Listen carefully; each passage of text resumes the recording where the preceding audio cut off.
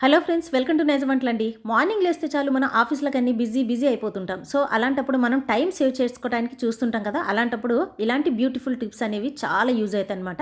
ఈ beautiful tips ఏంటంటే చాలా వరకు టైం అనేది సేవ్ అవుతుంది. అండ్ ఇంట్లో యూజ్ చేసే వేస్ట్ వాటితో కూడా మనం చాలా యూజ్‌ఫుల్ అయ్యే ట్రిక్స్‌ని ఈరోజు తెలుసుకుందాం.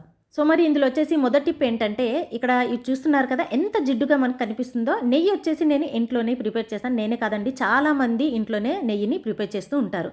మరి నెయ్యిని ఈ విధంగా ప్రిపేర్ చేసినప్పుడు గిన్నెలన్నీ చాలా జిడ్డుగా అయిపోతాయండి. మనం ఏమనుకుంటాం, సబ్బుతో కడిగితే ఇవి క్లీన్ అయిపోతాయి అనుకుంటాం. కానీ అస్సలు వదలవన్నమాట. సో, అలాంటప్పుడు ఏం చేయాలంటే వేడి వేడి నీళ్ళని ఈ విధంగా గిన్నెల మీద వేసేసామనుకోండి, జిడ్డు వచ్చేసి చాలా ఈజీగా వచ్చేస్తుంది. అండ్ మన చేతులకు కూడా బటర్ అంటుకొని ఉంటుంది కదా, అది కూడా చాలా ఈజీగా వచ్చేస్తుంది. తర్వాత మనం ఏం చేయాలంటే సోప్ పెట్టి క్లీన్ చేసుకున్నాం అనుకోండి, తొందరగా ఈజీగా వచ్చేస్తుంది జిడ్డుని. సో, ఈసారి మీరు నెయ్యిని ప్రిపేర్ చేసేటప్పుడు ఈ ట్రిక్ మీరు ఫాలో అయిపోండి. చాలా తొందరగా అయిపోతుంది. మన చేతికి కూడా ఇంత కూడా జిడ్డు అనేది ఉండదు. చూసారు కదా ఎంత క్లీన్ కనిపిస్తుందో. ఇప్పుడు సెకండ్ టిప్ ఇక్కడ చూసేద్దాం. ఇప్పుడు ఇందులో సెకండ్ టిప్ వచ్చేసి, మార్నింగ్ లేస్తే చాలు మనం బ్రష్ చేసుకుంటూ ఉంటాం. కానీ ఆ టూత్‌పేస్ట్‌లతో ఎన్ని యూజెస్ ఉన్నాయో తెలుసా? చాలా యూజెస్ ఉన్నాయి. ఇందులో చాలా యూజ్‌ఫుల్ అయ్యే ట్రిక్ నేను మీకు చూయించబోతున్నాను. ఇక్కడ నేనైతే సెన్సోడైన్ తీసుకున్నాను. కోల్గేట్ అయితే తీసుకోలేదు. సెన్సోడైన్ చాలా తొందరగా యూజ్ అవుతుంది. అండ్ దీంతో చాలా తొందరగా కూడా క్లీనింగ్ అనేది అయిపోతుందనమాట. కొంచెం ఈ సెన్సోడైన్ని ఏం చేయాలంటే బ్రష్లో తీసుకొని ఈ బ్రష్ని కొంచెం వాటర్తో తడిపిన తర్వాత ఈ విధంగా మనం ట్యాప్ మీద క్లీన్ చేసుకున్నాం అనుకోండి, తొందరగా మనకి మరకలు అనేవి వచ్చేస్తాయి. మీరు సోపు, షాంపూ దేంతో క్లీన్ చేసినా కూడా రాదు. ఈ సెన్సోడైన్తో ఒక్కసారి మీరు చేసి ట్రై చేయండి. ఎంత చక్కగా ఎంత ఈజీగా వచ్చేస్తుందో. జస్ట్ 2 to 3 మినిట్స్లో ఈ విధంగా మరకలన్నీ బయటకు వచ్చేస్తాయి. చాలా చక్కగా కనిపిస్తుంది కదా!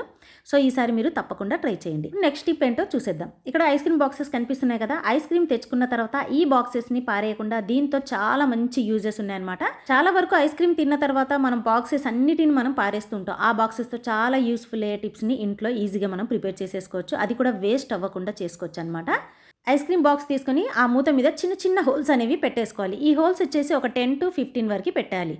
పెట్టిన తర్వాత మన ఇంట్లో పెప్పర్ పౌడర్ అని, సాల్ట్, దాంతోపాటు గరం మసాలా యూస్ చేస్తుంటాం కదా! అలాంటప్పుడు ఏం చేయాలంటే వీటిలో కొంచెం ఈ పౌడర్ని యాడ్ చేసేసి పైన ఈ విధంగా మూత పెట్టేసామనుకోండి, మనకు కావాల్సినప్పుడల్లా మనం కొంచెం ఇక్కడ యాడ్ చేసుకోవచ్చు అనమాట. అన్నంలో కానీ కర్రీస్లో కానీ మనం సాల్ట్ అయినా పెప్పర్ పౌడర్ అయినా కలిపేటప్పుడు ఒకేసారి పడిపోకుండా ఇలా మనం చిన్న హోల్స్ పెట్టి యూస్ చేసామనుకోండి, కొంచెం మనం యాడ్ చేసుకోవచ్చు. సో, ఇప్పుడు నెక్స్ట్ టిప్ ఏంటో చూసేద్దాం. ఇక్కడ నేను బ్రెడ్ తీసుకున్నాను. ఈ బ్రెడ్ వచ్చేసి నేను ఫ్రిడ్జ్లో పెట్టేశాను తెచ్చిన వెంటనే. ఇక్కడ చూడండి ఎంత గట్టిగా ఉందో.